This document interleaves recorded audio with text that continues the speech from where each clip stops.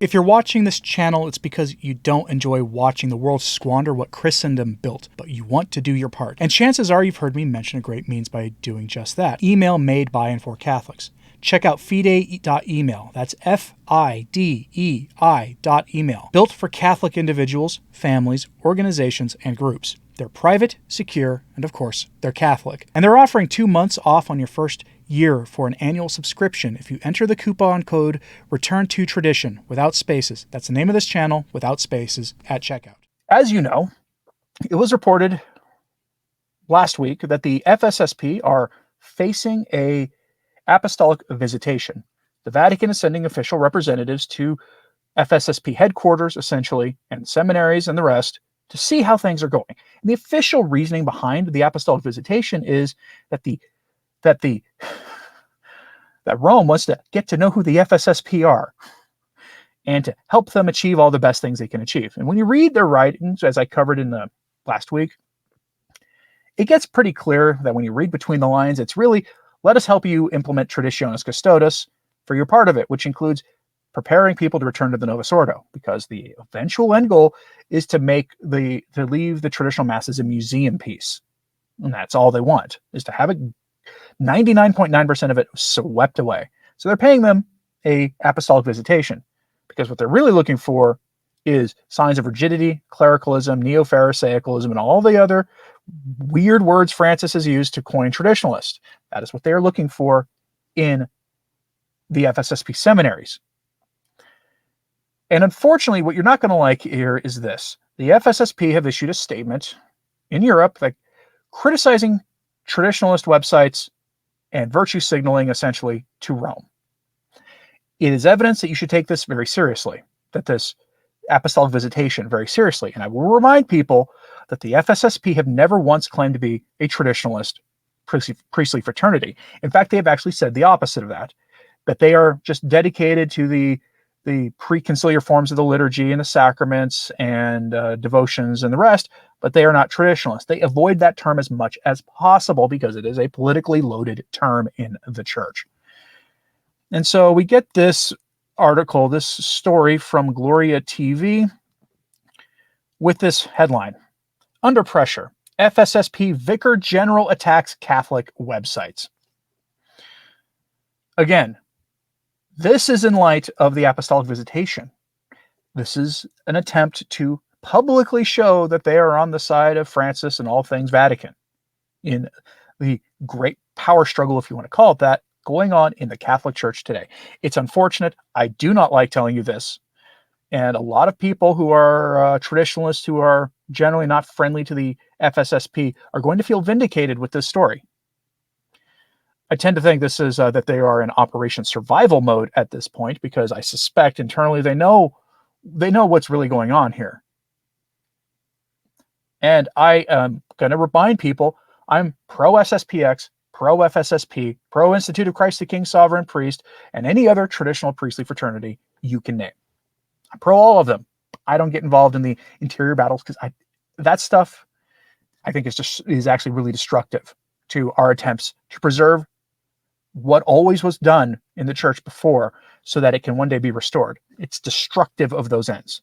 Yes, there are differences between them that need to be worked out behind the scenes by authorities in the church, but the battle between the loyalists, I think, is very destructive. Go to the article. Quote, some trad blogs and forums in various countries contribute to the image of Catholics as arrogant lecturers who think they're better than others and take the liberty of criticizing the rest of the church, writes Abbe Hubert Bizard, Vicar General, or the second in command, of the Priestly Fraternity of St. Peter, on confraternity.fr in an October newsletter. The fraternity will be audited by the Vatican in an apostolic visitation in the coming months. Abbe Bizard believes that Catholic websites, quote, serve to justify the measures taken by the motu proprio Traditionis Custodes. He attacks these websites, and not Francis, for portraying Catholics, quote, as the heirs, the Pharisees of the gospel, odious defenders of the law who make themselves the judges of the rest of the church. Do we want to cultivate this detestable and harmful image in the church through a permanent attitude of criticism? Abbe Bizard believes that, quote, the internet facilitates this practice. The malignity of the slander is multiplied by the size of the audience reached. At the same time, he acknowledges that the scandals reported are, quote, sometimes unfortunately very real. Which is it? Come on.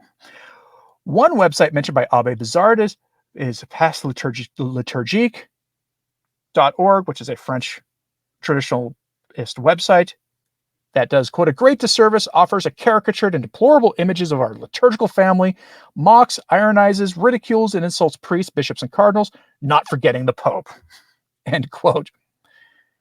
So I checked that website, see if they had issued a response yet. They have not. They may never issue a response for all we know. Kind of an unfortunate thing for the second in command of the FSSP to be saying publicly. But we know why he's saying it publicly. It's not a mystery why he issued that statement. He issued that statement because of the Apostolic Visitation. It's virtue signaling. Sometimes you need to virtue signal in order to survive in a tyrannical, despotic environment. And that is where the FSSP are, because that is how the church is being run right now, with illusions of freedom and things in the form of synodality, the crushing of traditional religious orders, and the banishment of the traditional liturgy to the outskirts of dioceses with the clear aim of phasing it out and making it impossible to reach for 99% of Catholics, is as anti-synodal as you get. We hear a lot about accompanying and dialogue and listening to people's lived experiences, but the lived experiences of people, of Catholics who want the same faith as our ancestors, as every Catholic in the Latin West, going back to antiquity, does not matter. Not that I advocate for lived experiences being much to run the church by, because that is literally described as modernism in Pope St. Pius X's Pascendi Dominici Gregis. Their synodality is like if you distilled Pascendi down to a how-to manual to implement modernism instead of the correction of modernism as a heresy, which is what the document was, you would get synodality. That's what you would get. It is modernism. And because it's modernism, they have to get rid of it. They have to, because you cannot have the actual faith represented anywhere in their ape church, in their false new church that they admit that they're building. Cardinal Hollerich has said that it is a new synodal church. Cardinal Roche, the Francis's point man for getting rid of the traditional mass, has said the traditional liturgy, the mass that came before Vatican II, is not compatible with the new ecclesiology of the church. And ecclesiology is a fancy word for theology of what the church is in its relationship to the world and its mission in the world. That's all it is. And the way every Catholic in the Latin West worshipped, going back to antiquity, even in like offshoot traditional liturgies like the traditional Carmelite liturgy or the traditional Dominican liturgy and all those things, if you've ever attended any of those, and I have, they look very similar to the traditional Latin Mass. They're like 90% the same. They have a few different things about them, but they're functionally the same and are recognizable as part of the liturgy of St. Pius V. And I use quotes for that because that Mass existed well before St. Pius V existed. And it's not compatible, we're told, with the church after Vatican II, by the admission of the authorities in Rome. So, of course, they have to get rid of it. And so the FSSP are in Operation Survival mode, clearly. You don't issue a statement like that, unless, of course, the second in command of the FSSP is a true believer. I don't know. I don't know his intentions. So I will assume the most charitable thing, which is it's Operation Survival. And I reference Operation Survival because there's an article out there written by a traditional Augustinian monk turned priest who had to get ordained independently because traditional Augustinian orders are extinct. They went away. And actual traditional Augustinian orders. There are very conservative ones out there. There are very conservative ones dedicated to the traditional Mass, but dedicated to the traditional charisms of St. Augustine or St. Augustine, they don't exist anymore until this priest founded one. And they tried to destroy him. They ran him out of the seminaries once they realized that this was someone who was actually a traditional Augustinian.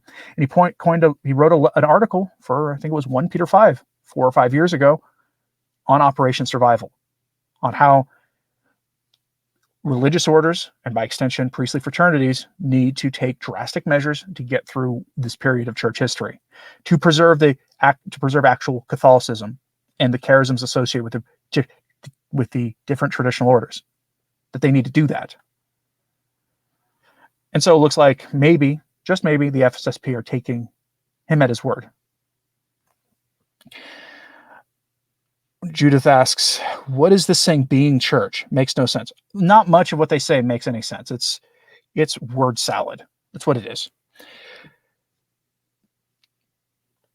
Mark Becker says it's the difference between sheep and goats. Goats do their own things, not the shepherd. Yeah, and it gets really complicated when you're talking about organizations who are at their best when they're not being scrutinized by the Vatican, right? That's really what we're talking about here. Because if you've ever gone to Mass with the FSSP, their homilies, what they teach from their ambo on Sunday is fine. They're educational about the faith. You learn the faith. You learn what the meaning of Scripture is according to what the Church has always said.